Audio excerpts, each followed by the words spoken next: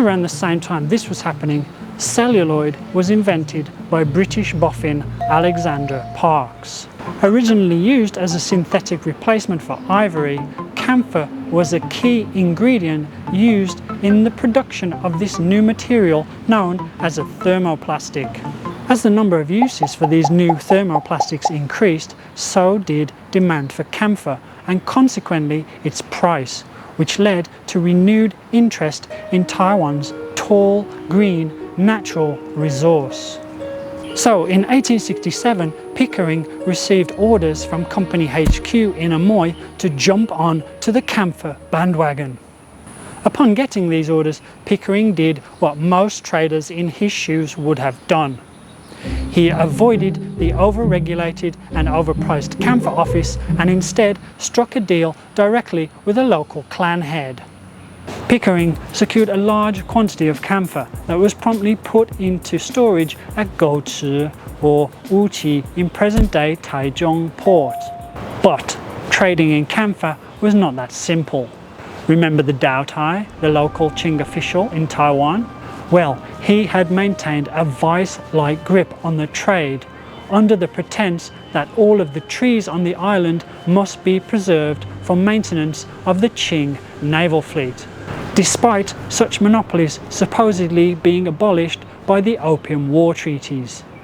So, following in the long-standing tradition of local officials ignoring central government directives, the Dao Tai continued to ignore his treaty obligations and instead continued to squeeze the camphor trade, much to his financial benefit.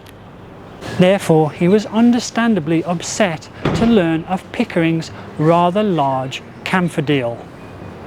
But instead of openly dealing with this meddlesome Anglo, the Dao Tai instead employed the services of a rival clan to plunder Pickering's shipment to the tune of $6,000, a huge sum in those days.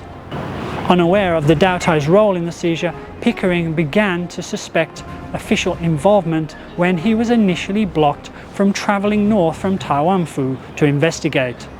You see, back then, foreigners needed to have their passports stamped to leave and enter cities and other restricted areas.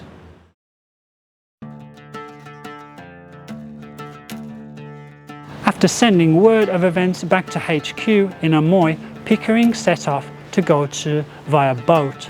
Upon arrival, he was able to drive off the rival clan and reoccupy his camphor warehouse.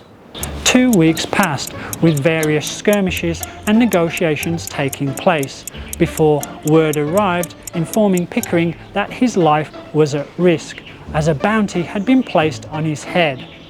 Despite further attempts at sabotage, Pickering and his entourage were eventually able to escape via boat after bribing a local fisherman, heading north to Danshui as Taiwanfu was deemed too dangerous.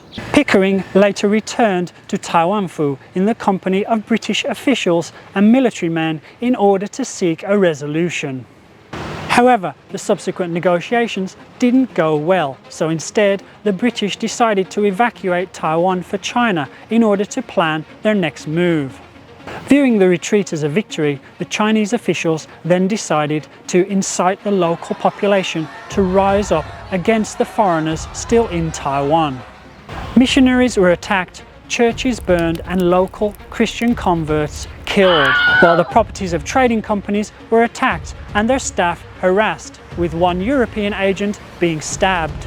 Talks between the two sides ensued, but when matters were not resolved to the satisfaction of the British consul at Anping, John Gibson, he resorted to that tried and trusted British remedy for colonial-era disputes the world over: gunboat diplomacy. Shots apparently fired at the British ship HMS Algerine from the fort here at Anping were used as a pretext for retaliation. The gunboat replied in kind, firing 7 shots in return at the fort before a platoon of British bluejackets landed, attacked and took control of Fort Zeelandia. A total of 21 Qing soldiers were killed during the clashes, while the regional military commander committed suicide in shame. The British then occupied Anping for several weeks while they tried to thrash out a resolution. Gibson representing the British with the aid of you-know-who. And although the Qing officials stood their ground, the Europeans' overwhelming superiority in military matters meant there was only ever going to be one outcome. Hence, on the 10th of December 1868, a few months after the initial seizure, the camphor monopoly in Taiwan was abolished, with the Qing side also having to pay back the $6,000 for the confiscated camphor, plus a further $3,000 to the missionaries for the damage to their property.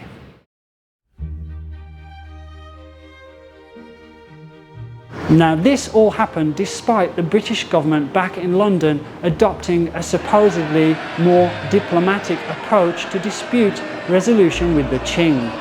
Gibson, who had acted independently without approval from London, was soon to feel the wrath of his bosses when they found out what had happened. He was eventually removed from his post, while the $6,000 indemnity was returned to the Qing. Pickering, meanwhile, was now free to continue plying the camphor trade, although things didn't go too smoothly, as the Doughtai now did everything within his power to make life difficult for his arch enemy. The constant harassment eventually forced Pickering to give up on the camphor trade altogether, bringing an end to this small chapter in Taiwan's history. And while a bout of dysentery meant that Pickering left Taiwan for good in August 1870, it wasn't the end of his career in Asia, as this lovable, hateable, rogue-turned-dispute settler returned to colonial-era Malaya as a government interpreter just over a year later to begin one more adventure. But that's a story for another video. And that was the story of the Camphor War of 1868. I hope you enjoyed it and learned something. I certainly learned a lot while researching, writing, acting, filming, directing, editing the story. It's taken me a hell of a long time, almost 3 years to complete, but that was more down to my laziness than anything else. Anyway, if you enjoyed it, then don't forget to give me a like, subscribe, hit the bell for notifications. If you want to support the channel, then there are now 4 ways. I've got a new one. There's thanks down below, buy me a coffee over there, channel memberships of course, and now we've also still got a few Hikelopedia mugs. Just DM me if you'd like one and we can arrange a transaction. Anyway guys, that's it. I finally get to take off this as well. So see you again next week for a new adventure. In the meantime, take it easy. Over and out.